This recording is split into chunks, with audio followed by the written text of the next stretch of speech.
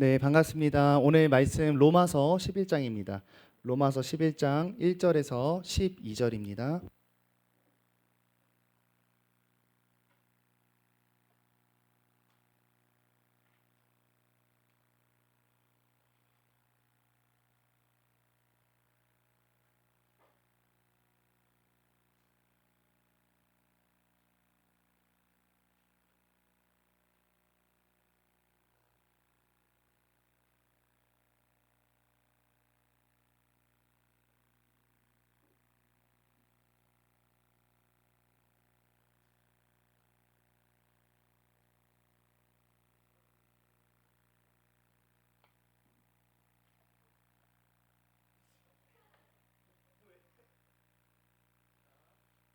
우리 교독하고 마지막 같이 읽겠습니다.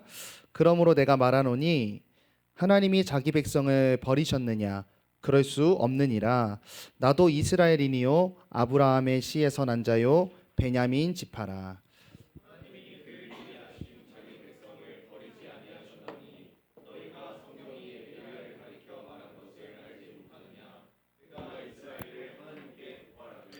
주여, 그들이 주의 선지자들을 죽였으며 주의 제잔들을 헐어버렸고 나만 남았는데 내 목숨도 찾나이다 하니,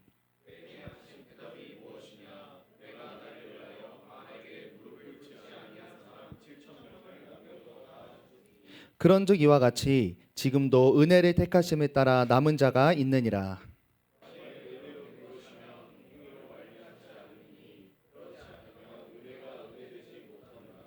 그런즉 어떠하냐? 이스라엘이 구하는 그것을 얻지 못하고 오직 택하심을 입은 자가 얻었고 그 남은 자들은 우둔하여졌느니라.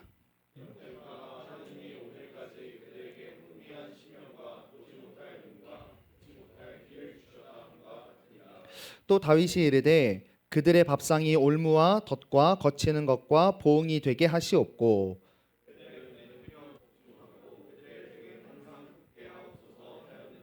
그러므로 내가 말하노니 그들이 넘어지기까지 실족하였느냐? 그럴 수 없느니라.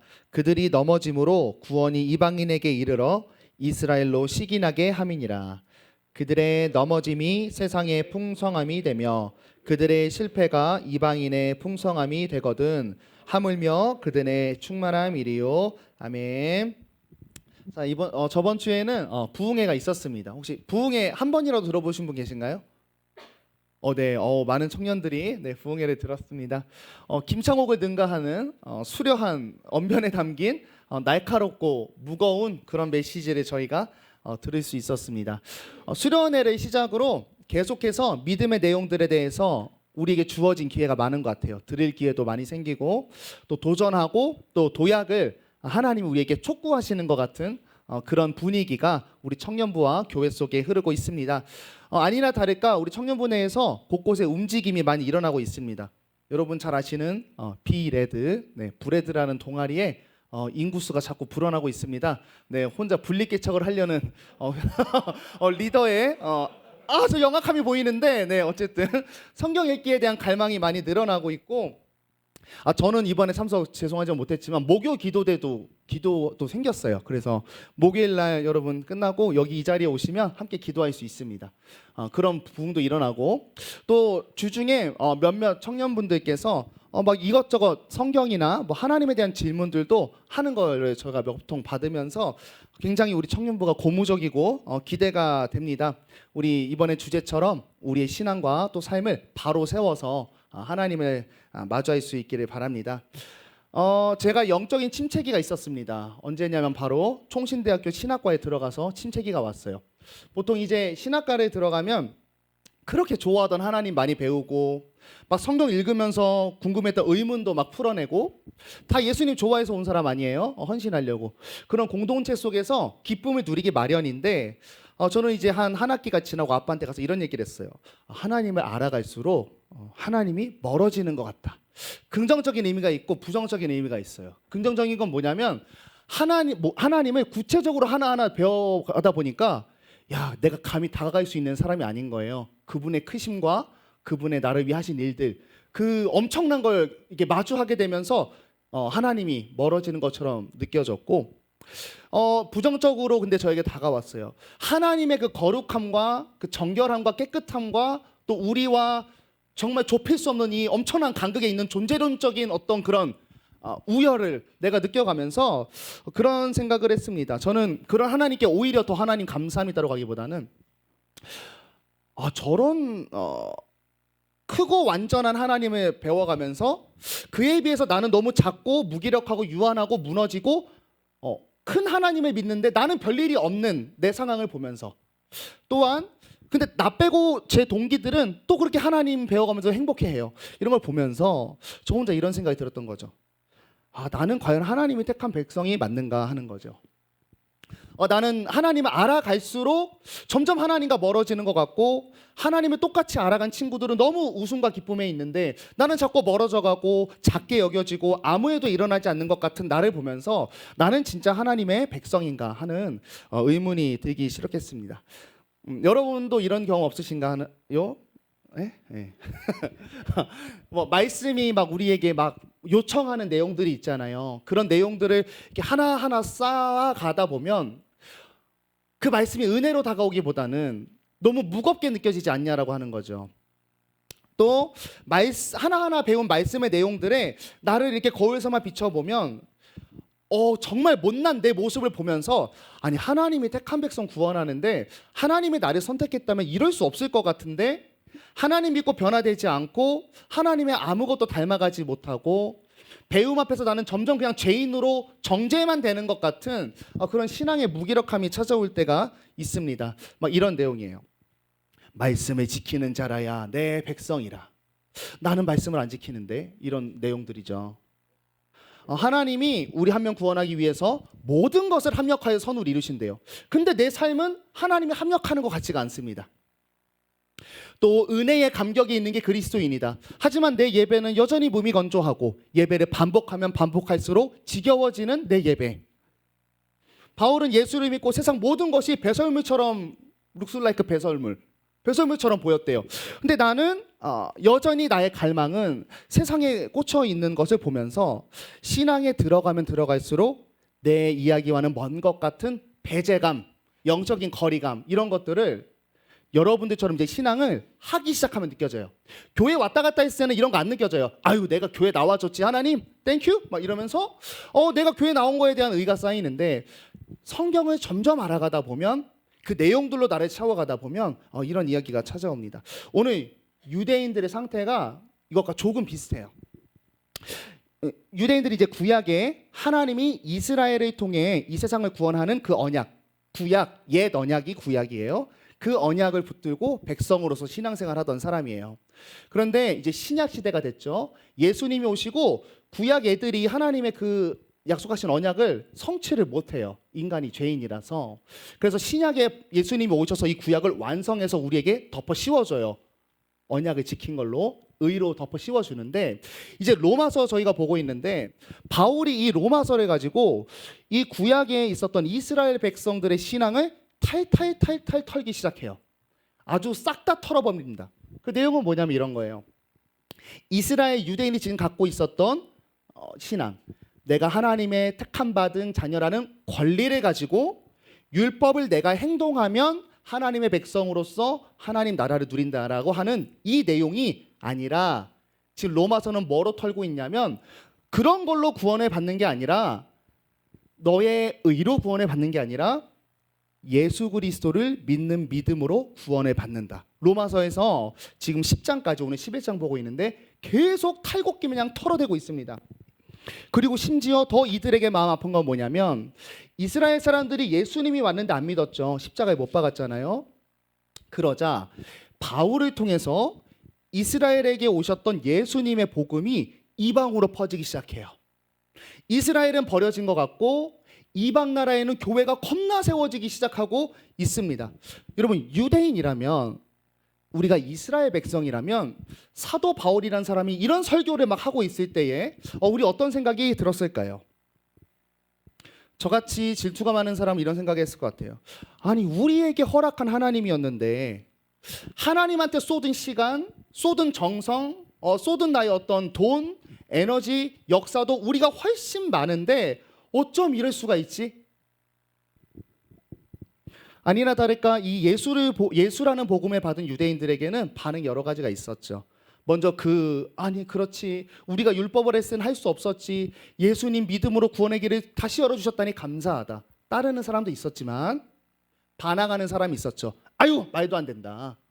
예수님이 인간의 몸으로 오셨잖아요. 무슨 인간이 하나님의 아들이야. 그런 건 있을 수 없어. 그 도는 거짓도야라고 하면서 계속해서 제사를 반복하는 반항하는 무리가 있었어요. 그리고 한편 세 번째 무리도 있었습니다. 과거의 저와 같았던 의기소침과 정체감이죠. 하나님이 이스라엘 버리셨구나. 하나님이 이스라엘을 버리셨구나. 내가 믿던 신앙이 거짓말이 되어버리고 하나님은 우리를 버리셨구나라는 사람들이 나타나고 있습니다. 바울이 오늘 우리가 읽은 말씀을 통해서는 이 세 번째 부류의 사람들에게 바른 복음을 알려주려고 그래요. 다른 사람이 꼭 거절한 사람이 있었어요. 이들을 위한 메시지도 있는데 오늘 본문은 뭐냐면 하나님이 나를 버렸구나. 하나님 믿어도 남는 것이 없구나. 하나님 믿어도 변하는 게 없구나. 하나님 이렇게 믿었었는데 가짜였구나 라고 생각되는 그런 정체감이 있는 우리에게 바울이 이야기를 합니다. 결론부터 말하자면 11장 오늘 1절이에요. 하나님이 자기 백성을 버리셨느냐? 그럴 수 없느니라. 그럴 수 없느니라를 오늘 한번 풀어가 보도록 하겠습니다. 그래서 이 말씀 통해서 여러분들 신앙생활 하다가 가끔 버려진 것 같고 예수 믿어도 내 안에 아무 일도 일어나지 않는 것 같은 느낌이 들 때, 열심히 기도하고 말씀 읽고 전진해도 아무런 일이 발생하지 않고 오히려 멀어지는 것 같은 영적인 침체기가 오신다면 오늘 말씀을 기억하면서 하나님 꼭 붙들 수 있기를 바랍니다. 우리 PPT 먼저 보여주세요. 바울이 이 유대인들을 진단을 해요. 자, 걔네가 이런 상황이었대요. 우리 앞에 장이에요. 내가 증언하노니 그들이, 유대인들이 하나님께 열심히 있어. 열심히 있는데 올바른 지식을 가지고 열심히 낸 게 아니래요. 왜냐하면 그들은 어떤 상태였냐면 하나님의 의를 모르고 자기의 의를 세우려고 힘써서 하나님의 의에 복종하지 않았다. 뭔 말인지 모르겠죠. 엄청 쉬운 거예요.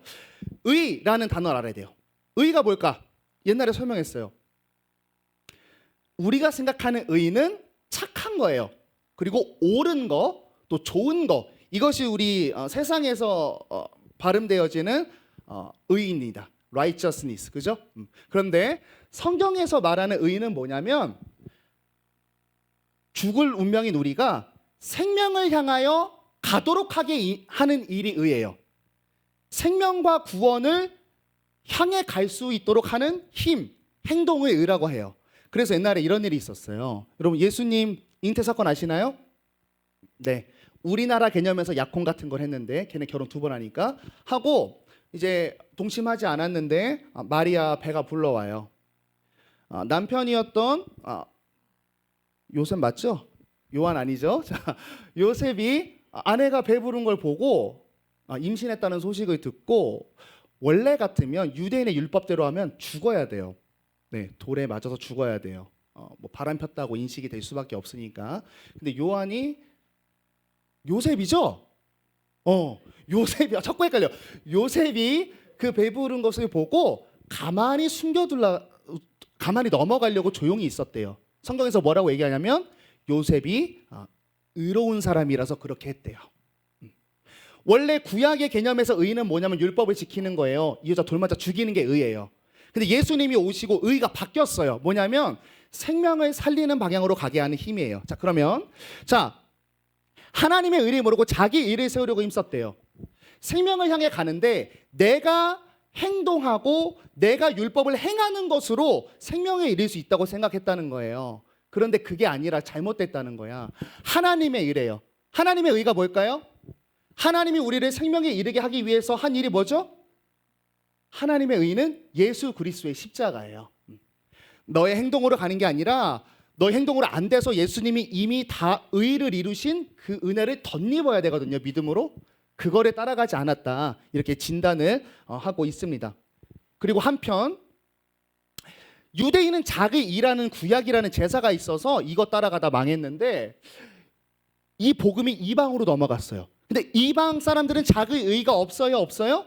없어요. 율법도 없어요. 제사도 없어요. 선택도 없어요. 그러니까 하나님의 의, 예수 그리스도의 십자가만 믿기 시작하는 거야. 그러니까 이방의 복음이 엄청나게 퍼지기 시작했습니다. 맞는 복음이죠. 맞는 복음이죠. 지금 바울이 너네 그래서 잘못한 거야, 예수 믿어야 돼 하는 이 복음은 맞는 내용이지만 유대인의 입장에서 봤을 때에는 이 복음이 어떻게 들리냐면 뭔가 잘못된 복음으로 들려요. 유대인들을 정죄하는 것 같고 하나님에게서 분리하는 것 같고 하나님은 심판하는 기독교다라는 생각을 하게 만들죠. 우리가 극혐하는 전도 방법이랑 똑같잖아요. 그죠? 예천불지, 그죠? 예수천국, 불신, 지옥. 너무 극혐하죠. 그런데 공교롭게도 예천불지라는 명제는 맞는 거죠. 예수 믿으면 천국 가고 믿지 않으면 지옥 갑니다. 그런데 그 메시지 자체는 진실인데 이것이 사람들의 마음에 터치가 됐을 때에 그들은 무엇을 느끼냐면 정죄감을 느껴요. 나 죄인이라고 하는구나. 으악! 교회와 나는 단절되었구나. 담 생기고 지들만 잘났다고 하는구나. 거기에 뭐가 담길 수 없냐면 하나님의 의도와 마음이 담길 수가 없다는 거예요. 그래서 오늘 바울이 그것에 대해 유대인을 위로하는 내용입니다. 우리도 하나님의 은혜와 사랑보다는 말씀 읽을 때 하나님의 어떤 서슬퍼런 공의와 또 높은 어떤 거룩성에 대한 요청, 또 내가 과거에 지은 죄, 또 현재 나의 신앙 상황을 봤을 때에 나는 백성이 아닌 것 같다라고 하는 생각이 든다면 한번 살펴보도록 하겠습니다. 자, 1절이에요. 하나님이 백성을 버리셨느냐? 그럴 수 없느니라. 나도 이스라엘인이고 아브라함 시선 한 자요 베냐민 지파라. 내가 지금까지 설교 10장까지 너네한테 했는데 너네랑 알던 거 다른 거 말해가지고 또 그 복음이 이방인에게만 퍼져서 하나님이 너희 버리는 거라고 생각하니 그럴 수 없느니라 라고 하면서 이제 밑으로 내려가면서 한 스토리를 얘기해줘요. 야, 그럴 수 없지. 너 구약에 나타난 하나님 너네 모르니? 라고 하면서 한 이야기를 가져와요. 엘리야라는 선지자와 북이스라엘의 왕이었던 아합 선지자와 얽힌 스토리입니다. 솔로몬 이후에 이스라엘이 반땅돼요. 르호보암, 여로보암 해가지고 북쪽 이스라엘과 남쪽 유다로 갈라집니다. 이 북쪽 이스라엘의 왕에 있었던 얘기인데 아합이라고 많은 역대 왕 중에서 악한 왕이라고 꼽히는 왕이 있어요. 아합 왕이 하나님의 자손임에도 불구하고 택함받은 이스라엘이 있지만 이방 여인과 결혼을 해요. 이자벨. 네, 이름이 좀 사악해 보이죠? 네, 이세벨과 결혼을 합니다. 근데 이세벨이 결혼해서 이제 북이스라엘로 올 때 왜 이방인과 결혼했겠어요? 뭐 아합의 죄성도 있었겠지만 지금 북이스라엘 상태가 별로 좋지가 않아요. 그러니까 올 때 바알, 아세라를 비롯한 여러 가지 우상들을 싹 다 끌고 와요. 그리고 이 여왕님께서 우상 숭배를 굉장히 강요하는 상황입니다. 그래서 이제 이 북이스라엘은 우상의 문화가 원래도 하고 있었어요. 그런데 이세벨이 와서 더욱 푸시하니까 이제 충돌이 일어나게 되는 거죠. 그러면서 그때에 활발하게 활동했던 엘리야 선지자를 통해서 하나님이 우상과 맞짱을 뜹니다. 자, 산에 올라가서 갈멜산에서 전투를 한판 해요. 제단 쌓아놓고 너네가 믿는 하나님이 진짜인지 내가 믿는 하나님이 진짜인지 단판을 지어보자라고 하고 더 충격적인 거 이스라엘 사람들에게 외쳤어요. 이스라엘 사람들이요, 하나님의 편에 설 자는 나에게 오세요. 몇 명이 왔을까요? Nobody there. 아무도 안 왔어요. 그래서 1대 450명의 전투가 시작됩니다. 450명의 바알 숭배자가 막 춤추고 자기 몸에 칼 막 난도질하면서 막 제사를 드려요. 아무 일도 발생하지 않았어요. 엘리야 혼자 하나님이 이제 하나님께 기도드렸더니 불이 내려와서 제단 도랑에 물을 싹 먹은 게 아니라 핥았어요. 그래서 사라지면서 엘리야가 승리했어요. 너무 좋은 스토리예요. 그런데 문제는 그 다음이에요. 기적을 온 사람이 보고 인정하면서 또 바알 그 선지자들 다 죽이기도 했는데 이세벨의 푸시는 더욱더 심해졌어요. 그리고 이걸 목격한 이스라엘 사람들은 여전히 바알을 섬겼어요. 한 명도 이스라엘과 하나님의 편에 서지 않았습니다. 이런 놀라운 기적을 행했는데도. 그래서 엘리야가 로뎀나무 밑에서 하나님께 죽기를 간구하는 그 사건이 나오는 거예요. 그 본문을 오늘 이제 이렇게 요약해요. 오늘 본문 2, 3절에 보면 엘리야가 하나님한테 고발하는 거예요. 주여, 그들이 주의 선지자들을 죽였고 주의 제단들을 헐어버렸고 나만 이제 남았는데 1대 450 맞짱 떠서 나만 하나님 편에 있는 자로 남았는데 그들이 내 목숨도 찾나이다 하고 있는 거죠. 자기가 정직하게 이제 신앙 안에서 이스라엘 죄를 고발했는데 그들은 하나님의 말씀을 전하는 선지자를 죽이고 하나님의 제사를 다 망가뜨려 버리고 바알 편에 서고 심지어 나를 통해 바알 선지자를 승리했는데도 이세벨 편에서 여전히 엘리야를 죽이라고 하고 있습니다. 엘리야의 마음이 어땠을까요? 14절 보여주세요. 엘리야의 마음.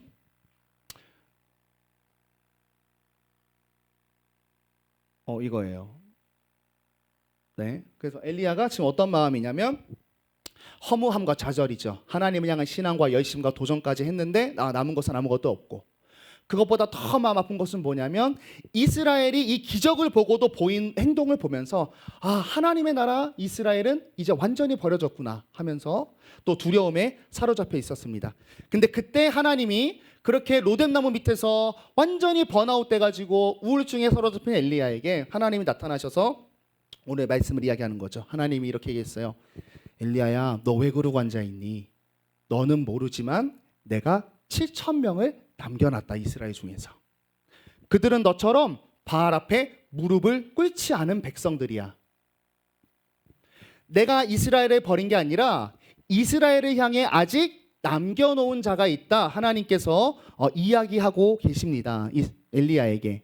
그러면 중요한 것, 왜 하나님이 배반하는 그 이스라엘을 향해서 7,000명을 남겨놨을까? 오늘 말씀 4절입니다. 읽어드릴게요.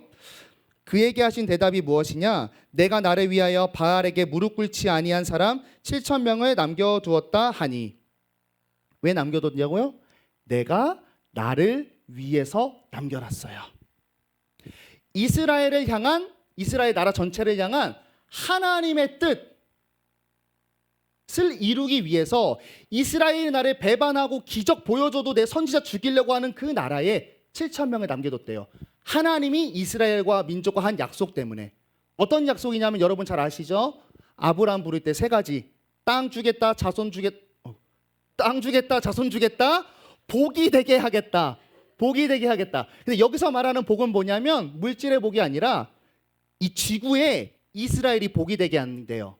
한 번 더 해서 이스라엘을 통해 죄로 타락한 인류가 하나님을 보고 돌아올 수 있는 제사장 나라 만들어주겠다는 거예요. 자손하고 땅은 줬어요, 이스라엘. 근데 마지막 게 성취가 안 됐어요. 이스라엘 나라가 하나님의 복의 근원이 되게 하는 길로 하려고 하나님이 여전히 이스라엘 속에 7,000명을 남겨줬대요. 해석을 잘해야 돼. 그들이 바알에 무릎 꿇지 않아서 7,000명을 남긴 게 아니라 엘리야에게 이런 말 하는 거예요. 야, 바알에게 무릎 꿇지 않은 7,000명을 봐봐. 나 아직 이스라엘 포기하지 않았다. 너희의 약함과 악함, 불순종과 실패, 절망과 포기가 이스라엘을 향한 내 의지를 꺾을 수 없다. 내가 이스라엘을 통해 세상에 복이 되게 하겠다는 내가 작정한 은혜는 끊어지지 않는다.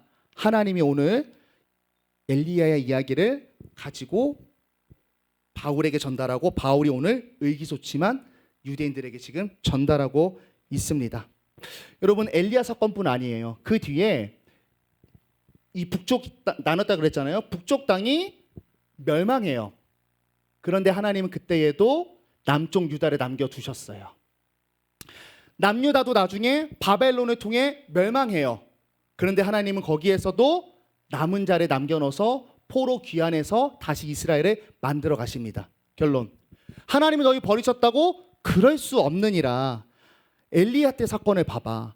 그렇게 타락한 나라 속에서도 하나님이 자기가 택한 백성을 구원하기 위해서 7,000명을 남겨놓으신 자다.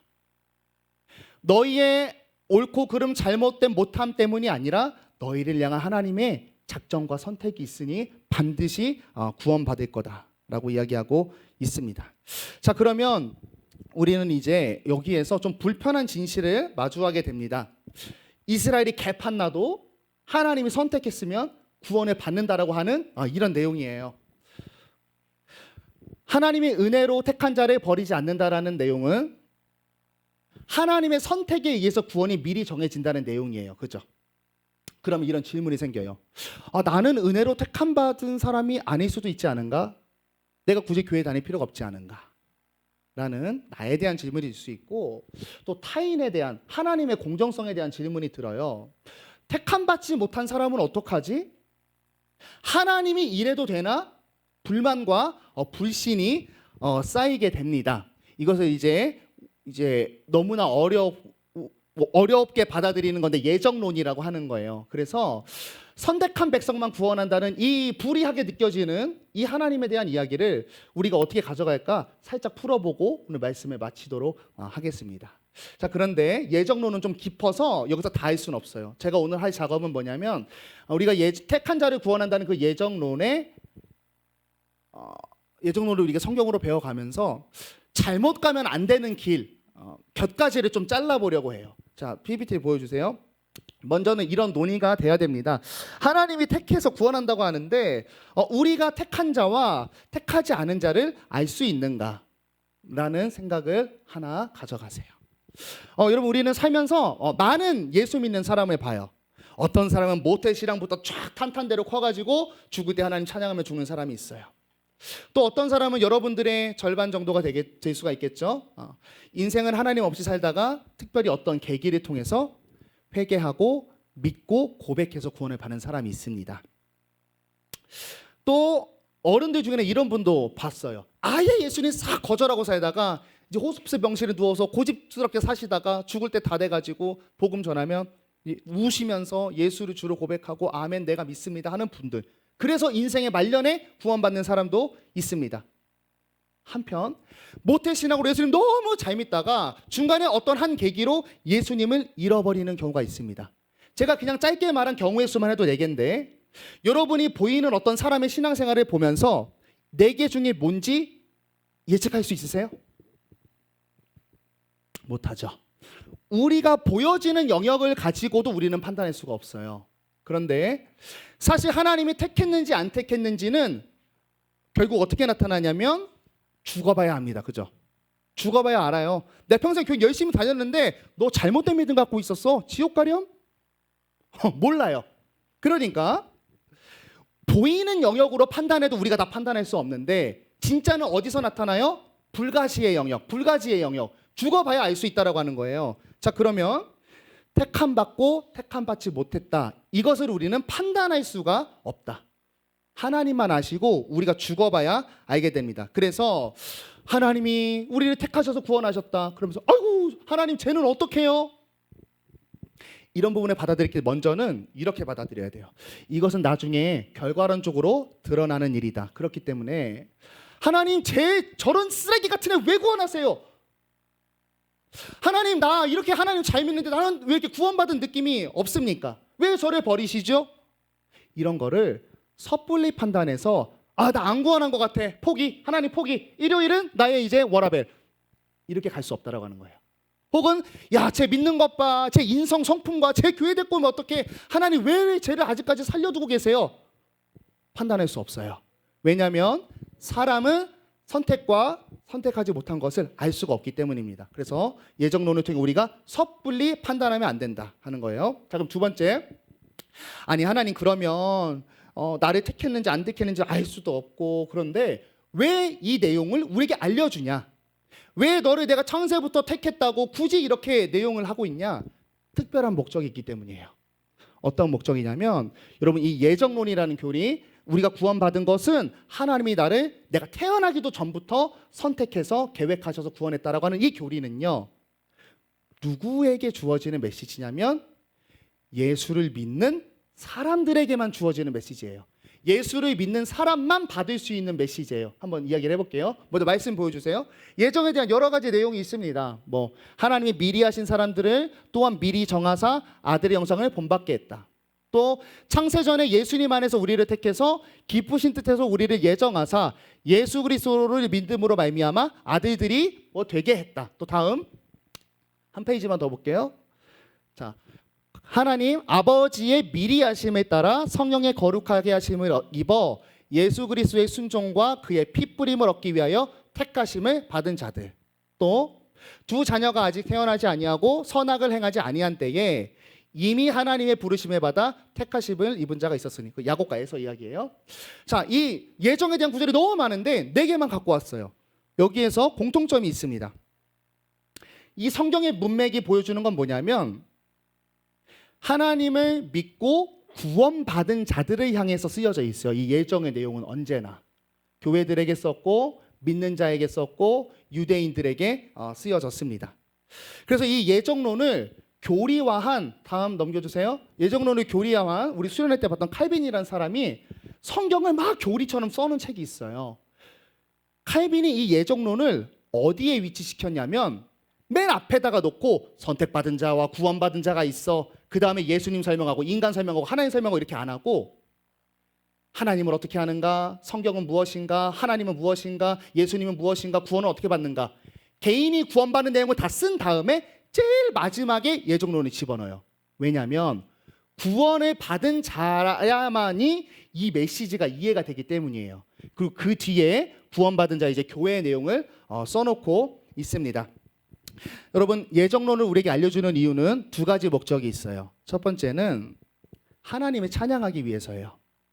우리가 받은 구원이 하나님이 나 한 명 구원하려고 인내하시고 포기하지 않으시고 나의 친구, 사촌, 엄마, 목사님, 목자, 교회 여러 가지 사건들을 통해 나를 구원하신 일이 내가 태어나기 전에 선택하셔서 하신 일이라니. 나는 이유와 자격도 없이 그분의 선택 하나 때문에 나같이 못난 사람과 하나님을 믿을 수 없이 죄가 가득 찬 사람을 선택하셨기 때문에 완성하셨다니. 하나님을 찬양하기 위한 목적이 있어요. 그리고 두 번째는 이런 목적이 있어요. 우리가 받은 구원이 나의 능력에 달려있지 않기 때문에 너 확실히 완성될 거야. 우리가 신앙생활하다가 넘어졌을 때에 내가 너를 창세전에 택했어. 내가 신앙생활하다가 세상 속에서 싸우다가 피 터져서 범피범벅돼가지고 하나님께 기도하고 있을 때 내가 너를 지명하여 불렀나니 너는 내 것이라. 내가 너의 구원은 너의 행동이 아니라 나의 선택에 달려있으니 일어나 다시 걸어가라. 찬양과 확신을 위해 주어진 것이 예정론입니다. 그리고 예정론은 우리가 머리로 들을 때는 너무 불이해 보여요. 그런데 신앙생활을 점차 하게 되면 이 예정이 은혜로 다가옵니다. 왜냐하면 내가 정말 실력이 없는데 정말 만들어져 가거든요. 예수를 닮아가고 행하지 않던 행동을 하기 시작해요. 그러면서 하나님이 나를 택하셨던 게 처음에는 불의한 하나님이었어요.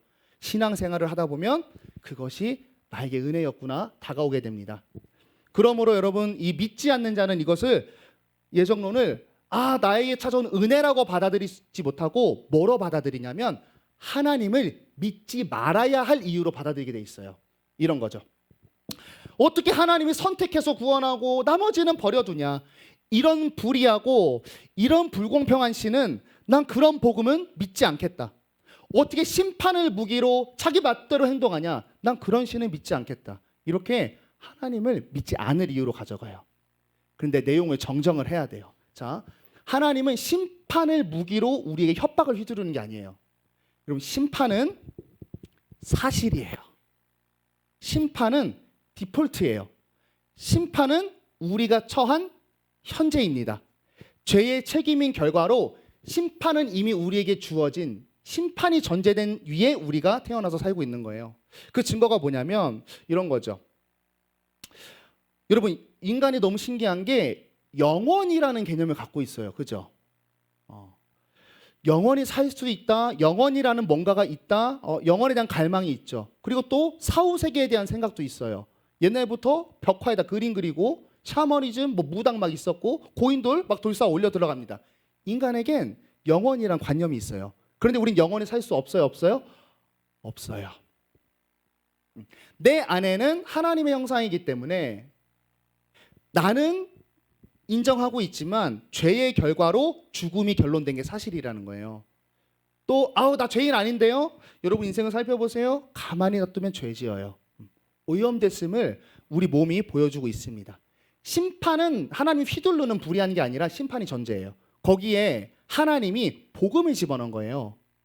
그런 그들을 향해 자신이 죽으심으로 구원의 길을 여신 겁니다. 그리고 이 구원을 우리가 받아들이게 되면 점차 알게 돼요. 나의 실력, 내가 태어났을 때의 나의 상태로는 불가능했는데 내가 만들어가는 걸 보니까 나한테 아무런 이유가 없는 거예요. 그러니까 하나만 딱 떠오르는 거예요. 이거 하나님이 나를 선택해서 만들어가는 일이 아니면 불가능하다. 그리고 성경을 봤더니 창세전에 나를 텄다라고 이야기하는 거죠. 나 하나 더 갈게요. 한 가지만 더 가려주고 가보겠습니다. 먼저 존재론적으로 생각을 해보는 거예요. 우리가 이제 예정론을 가지고 하나님 불의하다고 이야기하는데 인간은 하나님을 판단할 수 있을까? 우린 피조물이기 때문에 사실 창조주를 판단할 수 있는 위치가 아니에요. 만약에 우리가 하나님의 모든 것을 우리 머릿속에 다 알고 하나님을 판단하는 위치까지 갔다면 그 순간 하나님은 신이 아닙니다. 그죠? 우리가 막 정치 혹은 나의 인생의 어떤 지도자를 판단하고 따를 수 있어요. 그건 왜 그러냐면 그 대상과 내가 존재론적으로 같기 때문이에요. 신과 인간의 관계에서 인간은 신을 완벽하게 이해하고 판단할 수가 없습니다.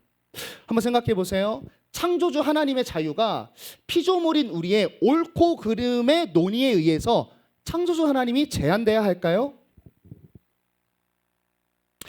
만약에 그런 하나님이 내 위에서 헤아릴 수 없고 불가능한 것을 줄 권위와 능력을 가진 진리일 수 있을까요? 그럴 수도 없죠. 더 나아가서 여러분 그러면 내 머리로 다 이해가 되고 내 손바닥 안에 있는 그 대상을 하나님으로 신뢰할 수 있을까요? 그런 하나님을 믿고 싶으신가요? 그런 하나님을 동등된 위치에서 이용하려고 하는 사람의 마음입니다. 선악과 이슈인 거예요.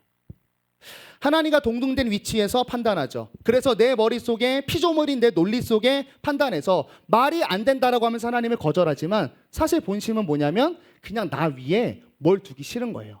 내가 헤아릴 수 없고 나를 넘어서는 존재 자체를 내 위에 두기 싫은 거죠. 그리고 이 죄로 인해서 오염된 상태가 돼서 선택이 있고 유기가 있다라고 한다면 우리의 눈은 나를 선택해서 구원하시는구나 이런 생명의 방향에 대해서 눈이 띄어져야 되는데 여기 싹 가려져. 싹 가려지고 뭐만 보여요? 어떻게 버릴 수가 있냐만 보이게 되는 거예요. 이게 선악과를 먹고 나서 하나님이 우리를 찾으세요. 찾았을 때 아담과 하와가 어떻게 하죠? 도망가고 숨습니다. 선택과 유기가 있다라는 질문을 우리가 딱 마주하면 우리는 죄인이기 때문에 나는 죄로 버림받았다는구나를 정죄받아요. 사실 그거 도망가는 거예요. 그런 하나님이 어디 있어? 그리고 옷으로 수치를 가리죠. 자신의 이성으로 하나님 받기를 거절하는 겁니다. 죄인인 내가 하나님한테 보여주는 방어 기제예요. 생각을 해보세요. 여러분 만약에 오징어 게임 좋아하시나요? 그거 좋아하면 안 돼요. 사악하잖아요. 자, 우리 모두가 눈이 가려진 채 낭떠러지로 다 향하고 있다고 한번 생각해 보세요. 여기가 낭떠러지예요. 향하고 있는데 어떤 사람이 조용히 다가와서 내 안대를 벗겨. 탁 벗긴 다음에 야, 저기 낭떠러지야. 본래 더만 알려줄게. 뒤로 가야 돼. 뒤에가 푸른 초장이야. 라고 한다면 여러분 우리는 어떻게 반응할까요? 진짜 감사합니다. 감사한데 저기 우리 엄마도 있어요. 엄마까지만 내가 데리고 갈게. 그리고 엄마한테 가서 말하죠. 엄마 거기 아니야. 일로 가야 돼. 이게 바른 반응 아니에요? 이건 아니잖아. 딱 나한테 얘기했어. 나만 구하면 어떡해? 나 당신 같은 사람 안 믿어. 어우 진짜 쓰레기네 이거? 그러면서 일로 갈 사람이 있어요? 없어요. 그리고 더 중요한 건 뭐냐면 내가 선택해서 구원한다라고 했을 때 내가 하나님 틀렸어요. 옳지 않다라고 말하면 하나님이 옳지 않아지는 게 아니에요. 내가 안 믿으면 세상이 안 믿은 대로 돌아갈까요?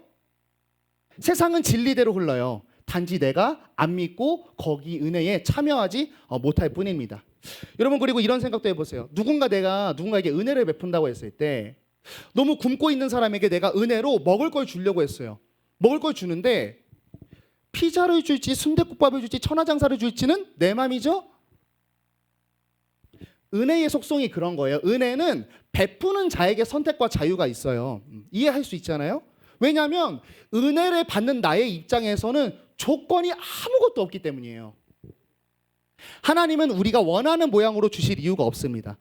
단지 우리는 은혜의 손을 받지 못하는 것뿐이죠. 그리고 성경은 이렇게 얘기해요. 우리가 놀랍게도 내가 너희를 택하여 구원할 것이야. 예수 그리스도의 십자가로 돌아와라라는 메시지를 전할 때 우리가 그것을 보고 어떻게 택하지 않은 사람은 구원하지 않아 하나님의 말씀을 거절하는 이 모습 있잖아요. 하나님의 이 말씀을 거절하는 모습 있잖아요. 이것이 하나님께 유기되는 과정, 버려지는 과정이라고 이야기하고 있어요. 하나님은 팔을 벌리고 예수를 믿으라고 은혜로 초청하세요. 하나님 근데 어떻게 선택한 사람만 믿을 수 있어요? 나 그런 하나님 안 믿어 하는 모습, 오늘 7, 8, 9절에서 예시로 계속 나와 있어요. 7절, 택하지 않은 자의 모습이 뭐라고 나와 있냐면 그 남은 자들은 우둔하여졌다 나와 있어요. 거절하고 완고해졌다라는 뜻이에요. 타락한 인간의 지성을 진리가 와서 박살내요. 그거 죄인이야. 그거 너 죽어 그러면 돌아와야 돼라고 박살내는데 안 부러져. 완고하게 하나님한테 꺾이지 않는 모습. 택하지 않는 자의 모습이 그러하다고 표현해요. 8절에 보시면 또 하나님이 오늘까지 그들에게 혼미한 심령과 보지 못할 눈과 듣지 못할 귀를 주셨다 함과 같으니라. 메시지를 받을 수 없는 상태로 그냥 가만히 두시는 모습이라는 거예요. 또 9절 10절에 보면 다윗이 자신의 박해하는 자들에게 탄원하는 막 시를 써요. 뭐라고 쓰냐면 그들의 밥상과 올무와 덕과 거치는 것과 봉이 되게 하시고 그들의 눈은 흐려 보지 못하고 그들의 등은 항상 굽게 하셔소서 하라. 말씀에 꺾이지 않는 모습이 우리가 하나님께 유기되고 있는 과정일 수가 있습니다. 자, 그러면 결론. 결과를 알 수가 없어. 누가 택한 사람인지. 그리고 나는 존재론적으로 피조물이어서 그 묘한 질을 다 헤아릴 수 없어요. 그러면 우리는 그 과정을 살아가면서 연약한 존재로서 어떻게 살아가야 하는가? 아까 첫 번째 말했던 이야기입니다. 하나님의 선택에 내가 들어갔음을. 하나님은 그의 백성을 버리지 아니한다. 나의 어떠함 때문에 결코 버리지 아니한다라고 하는 감사와 감격을 가져가시고, 하나님은 내가 지금 쓰러져 있고 하나님이 보이지 않는 상태인데도 하나님은 여전히 일하고 계시므로 다시 일어설 용기를 얻으실 수 있기를 바랍니다. 우리를 택한 하나님의 사랑과 또 선택과 완성은 절대 무너지지 않습니다. 오늘 12절 보고 끝낼게요. 그것을 마지막 오늘 이들에게 풀어서 11절 12절로 이야기하고 있습니다. 11절에 보면 그러므로 내가 말하노니, 그들이 이제 이스라엘들인데 유대인들, 그들이 넘어지기까지 실족하였느냐? 그럴 수 없느니라. 그들이 넘어짐으로 구원이 이방에 이르러 이스라엘로 시기나게 함이라. 하나님이 예수님을 통해 구원하려고 했던 복음을 던졌는데 이 복음 때문에 이스라엘이 완전히 망했냐? 그렇지 않다라고 이야기하고 있어요. 하나님이 정한 이스라엘을 향한 지혜가 오늘 여기 말씀 보니까 놀라운 3쿠션으로 이들을 구원하는 일로 돌아옵니다. 첫 번째, 예수를 던졌어요. 첫 번째, 얘들이 거절했어요. 두 번째 쿠션, 그래서 이방인들이 믿었어요. 3쿠션, 이방인에게 넘어간 복음을 보고 이스라엘이 시기가 나가지고 어떻게 하나님이 우리를 버릴 수 있어요? 내가 뭐 잘못했나? 다시 돌아와서 이스라엘이 구원에 이르게 되는 놀라운 하나님의 3쿠션이 오늘 나타나고 있습니다. 여러분, 우리가 이제 하나님 믿고 신앙생활 할 때 택함 받는 백성인데 영원히 그런 것 같지 않을 때 우리가 하나님의 지혜를 다 알 수 있을까? 나의 실패랑 못남을 통해서 나를 돌아오게 하시는 지혜를 우리가 헤아릴 수 있을까요? 또는 하나님을 향한 적법한 불만, 분노, 그것 때문에 적절하게 찾아온 좌절을 통해서까지 나를 구원하시는 하나님의 지혜를 우리가 헤아릴 수가 없습니다. 나는 하나님 믿으면서 인생 꼬여져 가면서 망했다, 나 가짜다, 하나님께 떨어져 버렸다, 나는 택함 받지 못한 백성이다 하지만 그 뒤에 하나님의 손은 결코 변하지 않습니다. 그래서 29절 이런 내용 나옵니다. 하나님의 은사와 부르심에는 후회하심이 없느니라 나와 있어요. 여러분, 우리가 말씀을 마치겠습니다. 우리가 신앙적으로 이제 전진하며 살다 보면 불만이 찾아오고 또 불안함이 찾아올 때가 있어요. 이런 것은 우리가 신앙생활을 잘 할수록 찾아옵니다. 내가 노력할수록 성경의 지혜와 지식을 넣을수록 그러해요. 왜냐하면 세상의 질서와 다르기 때문이고 우리가 또 세상의 질서 안에 매여 있기 때문입니다. 여러분, 우리는 세상에 어떤 질서에 매여서 하나님을 자꾸 판단하냐면 인과론에 매여서 하나님을 판단해요.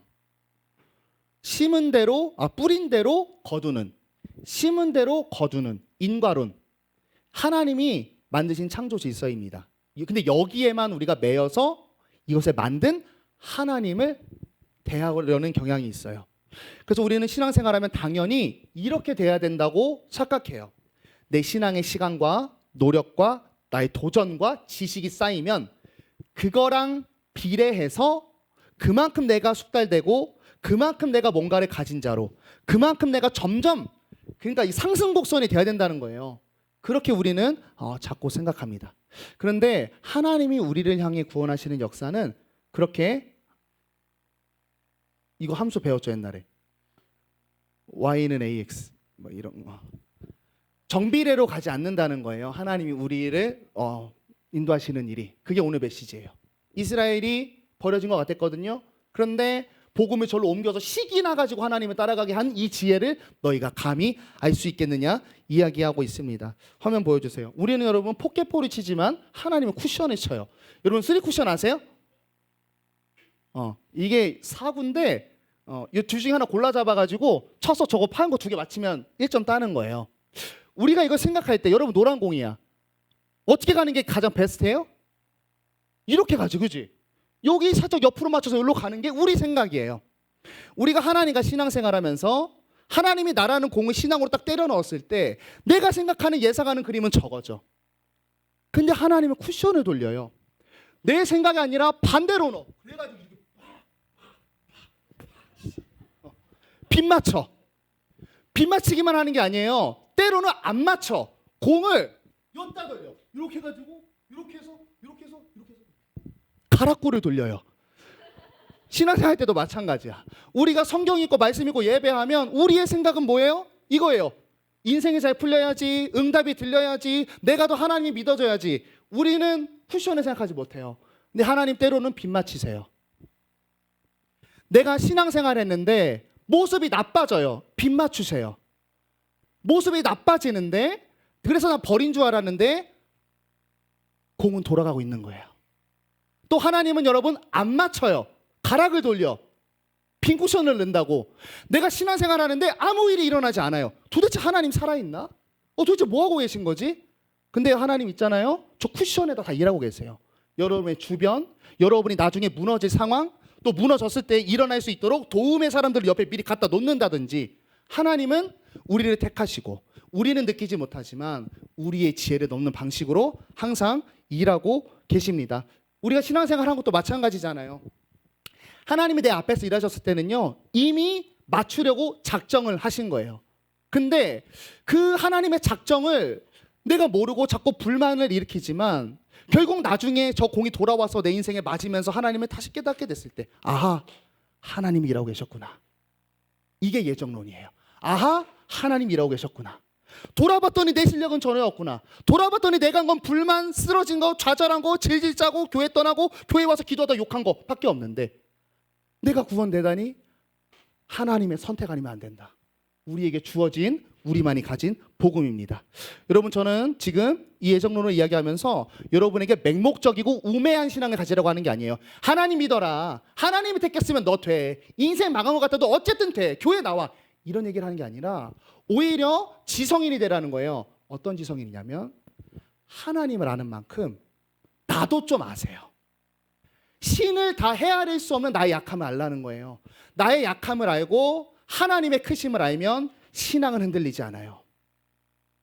하나님이 커져가는데 내가 그걸 못 따라가니까 내가 버려졌다고 생각해요. 어떤 지혜가 없는 거예요? 나 자신의 죄성과 내 실력으로는 갈 수 없다라고 하는 연약함을 우리가 모르는 겁니다. 오늘도 이 말씀을 기억하시면서 지금 이 교회의 자리로 부르신 하나님의 예정과 지혜와 신실하심을 신뢰하실 수 있기를 바랍니다. 그래서 앞으로 신앙생활하면서 많은 의심이 찾아올 테고 또 아무것도 하지 않는 것 같아서 존재가 의심되고 왜 이딴 식으로 하냐? 왜 공을 뒤로 보내냐? 너무 열받을 때도 있고 하나님한테 욕하고 싶을 때도 있지만 이거 한 가지는 기억하십시오. 하나님이 한번 택했으면 하나님은 절대 포기하지 않아요. 하나님의 선택과 부르심에는 후회하심이 없습니다. 오늘 여러분 이 교회에 부르신 모든 여러분들을 하나님이 택하셔서 보내셨습니다. 여러분이 인생에 어떤 시기를 겪고 있는지는 모르겠지만 하나님은 안 맞추거나 맞추거나 제대로 맞추거나 여러분을 향한 의도는 변하지 않습니다. 하나님 여러분을 창세부터 예정하셨어요.